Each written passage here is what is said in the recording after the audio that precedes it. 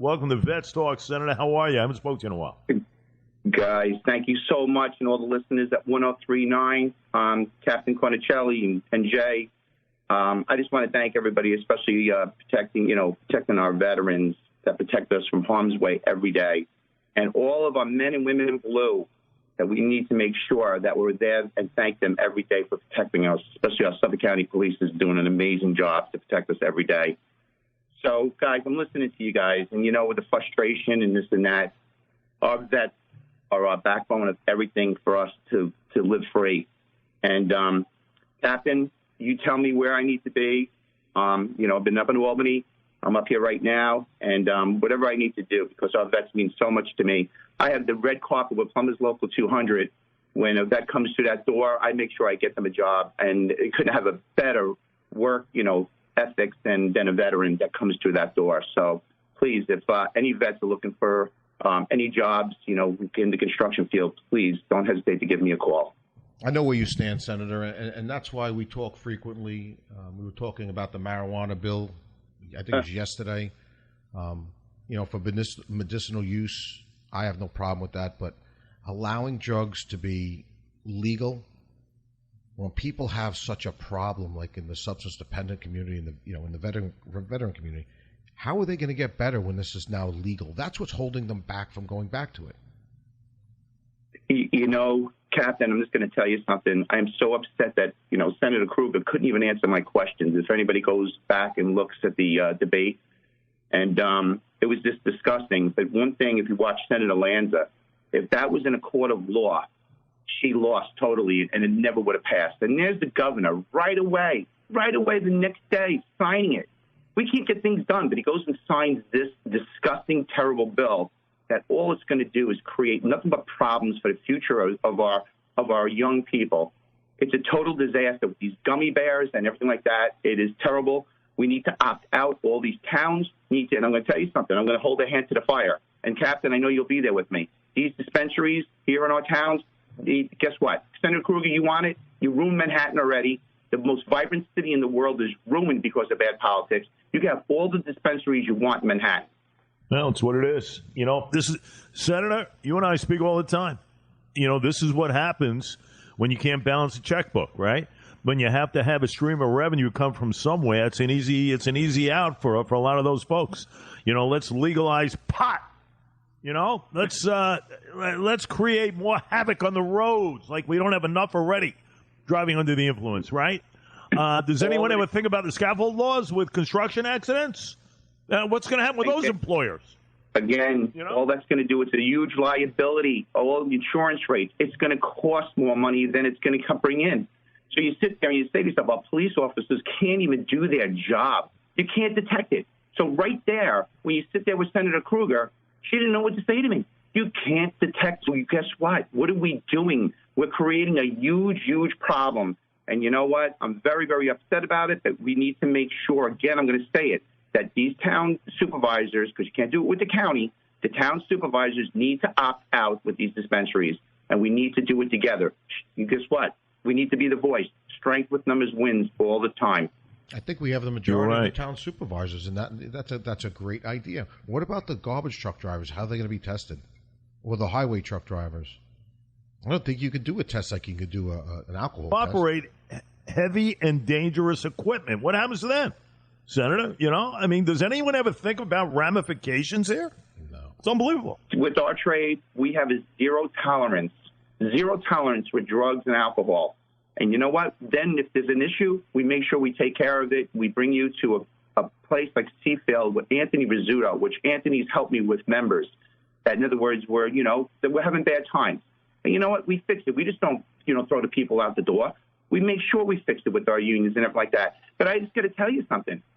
We're going to sit there in this day and age, gummy bears. Oh, we make sure that the gummy bears don't look like a spider. They don't look like a worm or whatever it is. Really? What about the little dots when that little child goes and just takes that? They take buttons and eats buttons. Now you're going to go and, a young child's going to do this. And one person this happens to. One accident this happens to. That's too much. This is a total disaster, but our elected officials, that's like what the captain said, need to do their job and be a voice. Me, I always say this. You have politicians that do nothing, and you have elected officials that do. I will always be the elected official. I will always listen, and that's why I'm here. And I'm very proud that, in other words, that I represent my second Senate district. It's great to have you, Senator. You know that. Listen, we know you're going to fight, but unfortunately, you're in the minority, and that's what happens right now in the world of politics. It's hard to fight. It's hard to fight City Hall in that regard. Yeah. Just like, yesterday, I was, with the captain, 55-cent tax on top of gas. Captain, can we talk about that, please? Yeah, please.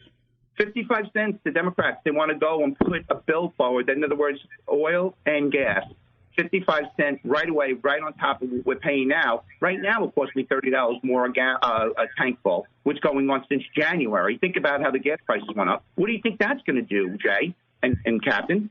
It's going to be a total disaster for people. People can't afford things as it is. We just have a pandemic going on. People are trying to go back to work right now, and now we're going to go with 55 cents on top of this?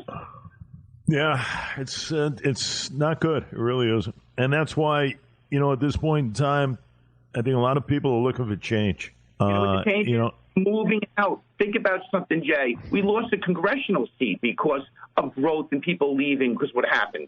Do you realize we lost a congressional seat, Jay? By 89 people from over a 10-year period. That's what happens. You lose a seat if you don't make the mark. Okay, but look at Texas, North Carolina, Florida, North Dakota. Look at them. Texas, they had a seat. Okay, we're losing population because we're taxing everybody out of here. And that's what it comes down to, Senator. You know that.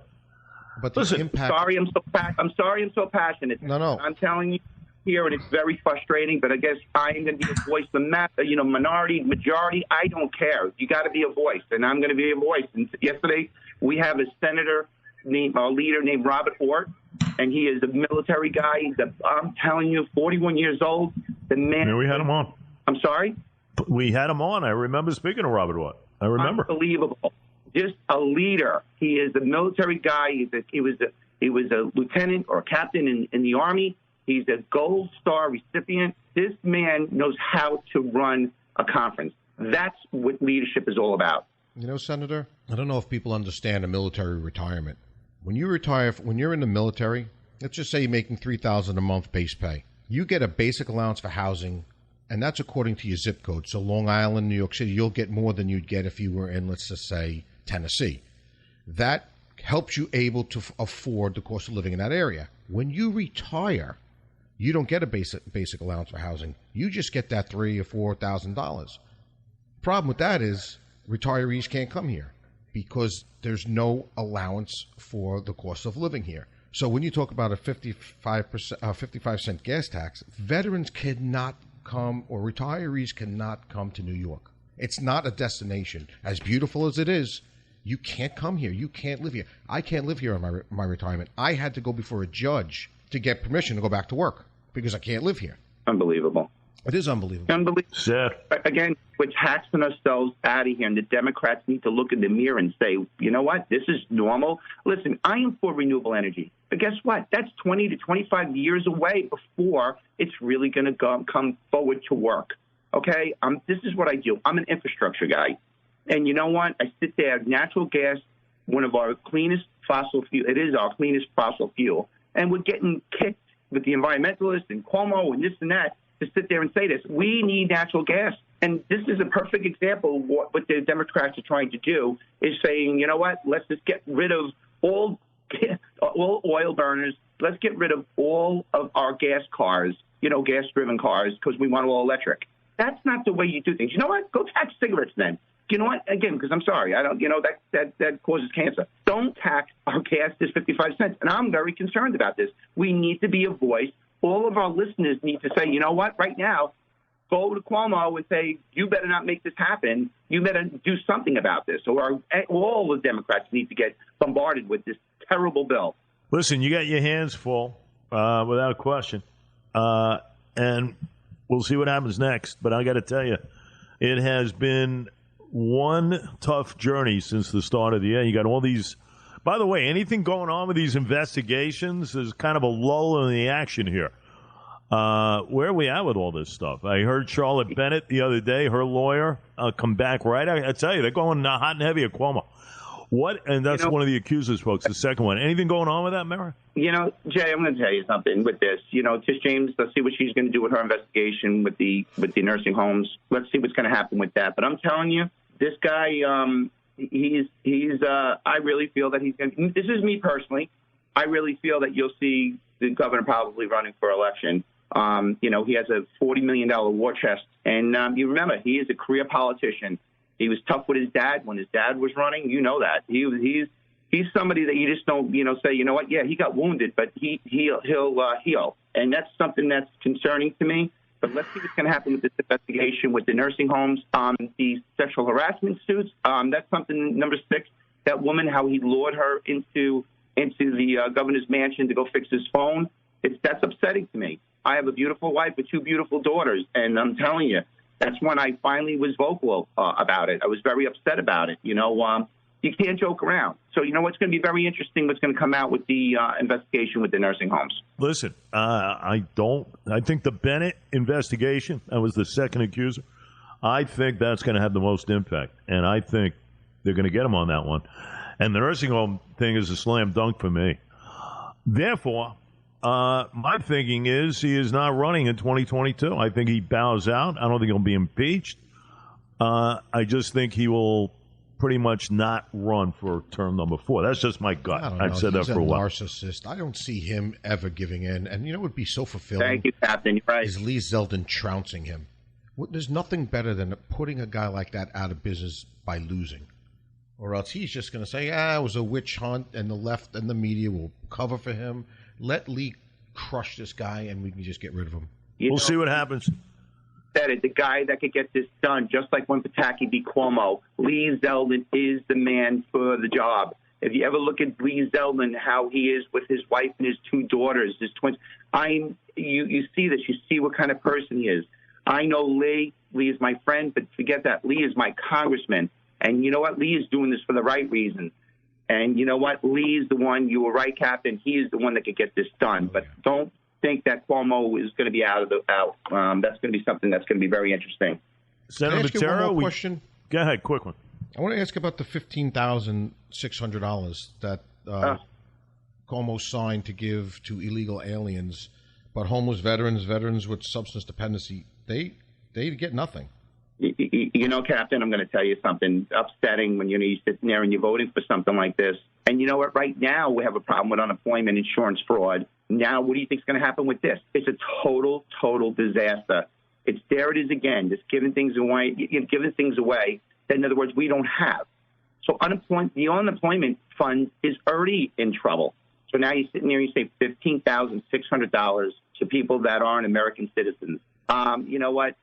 Again, since January, this has been very interesting with a couple of votes that I had to take and sit there and I shake my head going, really, this is what the Democrats bring forward?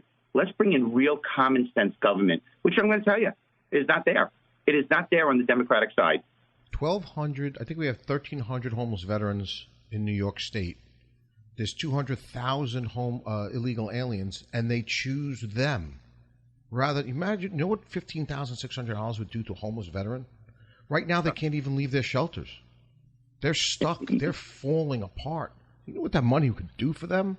Yeah, I know, Captain. I was so happy where I worked, where I had some residents that were against the project over there on 112 with Belfour. You know the project. Yep. I was so happy that, in other words, we built that with our plumbers, with Plumbers Local 200, and we put money into the project with a certain fund that we have for our veterans.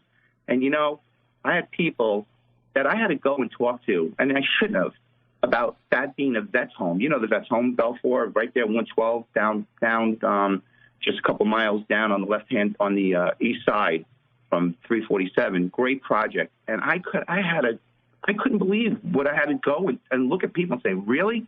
These are our veterans. They protected us from harm's way. And you know what? They didn't know what to do, and we built the project, and our vets are there. And I'm very proud of that project. I'm proud of you for that project. Well, Senator, keep up the good fight. We know it's tough, but I certainly know you and your voice, and as you say, your passion and everything else. So that's the only thing I think many can kind of bank on with Senator Mattera. They know they're going to get the same thing all the time from him, and that is the fight. He's got the passion. No question. He's needed. Everybody needs to have that. We'll keep an eye on things. It's not good right now, but certainly we'll talk soon on the show. How's that? You guys are the best, and also the 103.9 listeners. And my Rocco, I got to reach out to Rocco. He's been on top of me, Jay. Oh, my goodness. Rocco is the man. And I thank you so much. Station, it's real news, and I love real news. Thank you. Keep it up. Keep up the fight, sir.